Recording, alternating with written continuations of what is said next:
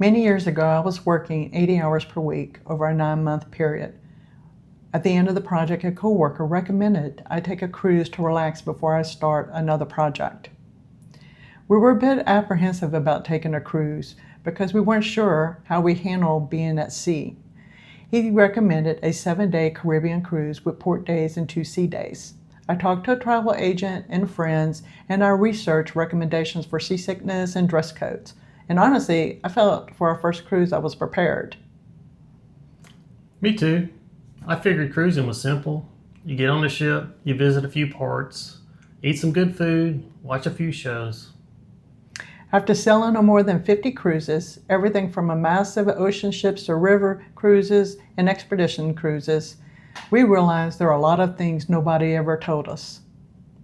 Not because there were secrets, but because they were the kind of lessons you only learn after spending weeks, months, and eventually years cruising. Some of these lessons completely changed how we choose cruises today. And some of them have changed how we travel in general. So if you're planning your first cruise or you're wondering why experienced cruisers keep coming back, here are the things nobody told us about cruising.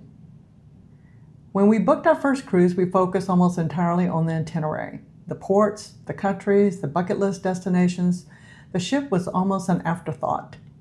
And basically we treat it like transportation, a floating hotel that moved us from place to place without having to pack and unpack.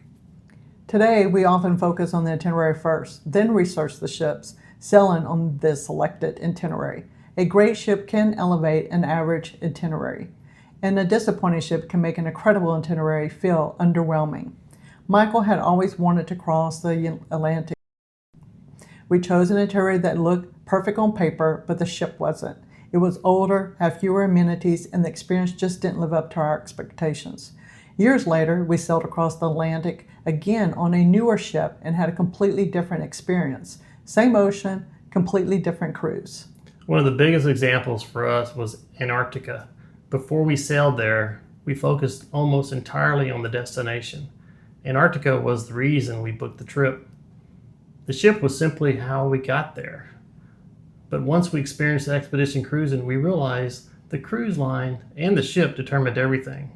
How quickly we could board the Zodiacs, how many landings we could make in a day, how comfortable we would be crossing the Drake Passage, and how much time we spent learning from the expedition team. The destination was extraordinary, and the ship made extraordinary destinations even better. If you're on a longer cruise, the ship becomes equally important as the itinerary. Our first cruise was supposed to be relaxing. Somehow it turned into work, and that was entirely our fault. We tried to do everything, every activity, every show, every event. We treated the daily schedule like a checklist. If something was happening, we felt obligated to attend. I remember looking at the daily planner one morning and realizing there were probably 40 different activities happening that day. A few years earlier, we would have tried to attend half of them. Instead, now we grabbed our phones for audiobooks and music, and we sat outside watching the ocean. I remember one Caribbean cruise we were on and had absolutely no plans one afternoon. No excursion, no activities, no show. We sat on that balcony and watched the ocean for hours. At the time, it felt like we weren't doing anything, and somehow those became the moments we remember most. This was probably the biggest surprise for me. Before cruising, sea days sounded boring. I remember thinking, why would I want a day where we weren't going anywhere? Now, I love sea days. One morning on transatlantic crossing, I woke up early before sunrise. The ship was quiet. Most people were still asleep. I grabbed my coffee, went out on deck, and there was nothing except ocean in every direction. No land, no buildings, no cell service, just water and sky. For a few minutes, everything felt incredibly simple. Just the ocean. And after visiting 100 countries, that's becoming more valuable than ever.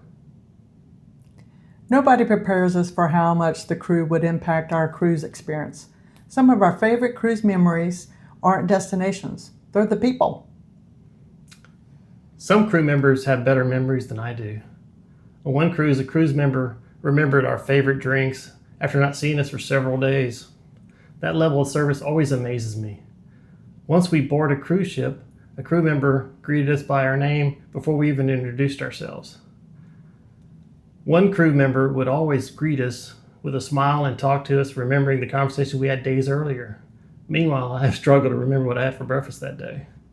Those little moments make you realize how much effort the crew puts into creating the great experience. We used to think weather only mattered if there was a storm. We couldn't have been more wrong. Now we expect itinerary changes, but we also learn to research seasonal weather patterns before we book. Sometimes timing matters just as much as the destination. We would not want to book a trip to Australia's coral reef during the rainy season.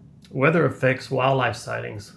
One of our most anticipated Antarctica wildlife excursions was canceled due to high swells preventing the Zodiacs from landings. At the time we were disappointed, but later that same day we reached a calmer location in a cove and we were able to get off the Zodiac safely and walk alongside penguins. It became one of the highlights of the trip.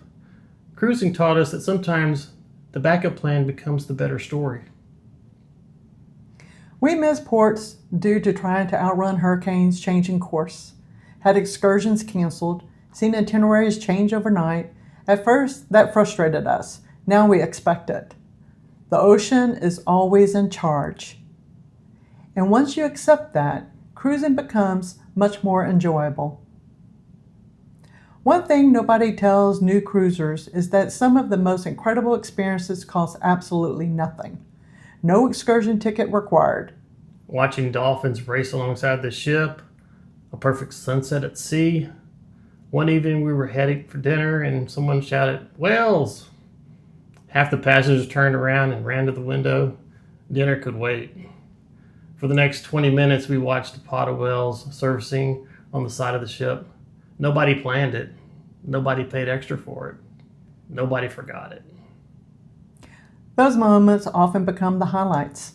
And you can't schedule them. You just have to be present when they happen. People often assume cruises are crowded with social experiences. And they can be, but they can also be incredibly peaceful. On one cruise, we spent an hour talking with another couple we never met before. Years later, we're still in touch. On another cruise, we spent most of the sea day by ourselves, enjoying the view. Both days were perfect. That's one of the things we love most about cruising. You create your own experience. On our first few cruises, we thought cruising was one thing. Then we discovered river cruises. I still remember our first river cruise to Europe's Christmas markets. We opened the curtains one morning and were docked in the middle of town. No shuttle buses, no long walks from a cruise terminal. We stepped off the ship and were immediately exploring. That's when we realized river cruises were a completely different experience. Then came expedition cruises, then Antarctica. The first time we stepped off an expedition ship onto a Zodiac, we realized this wasn't traditional cruising. Nobody was talking about the production shows. Nobody was talking about the casinos. Everyone was talking about wildlife, glaciers, and where the next landing would be. That's when you understood how different cruise styles can be. Different ships, different travelers, different goals, different atmospheres.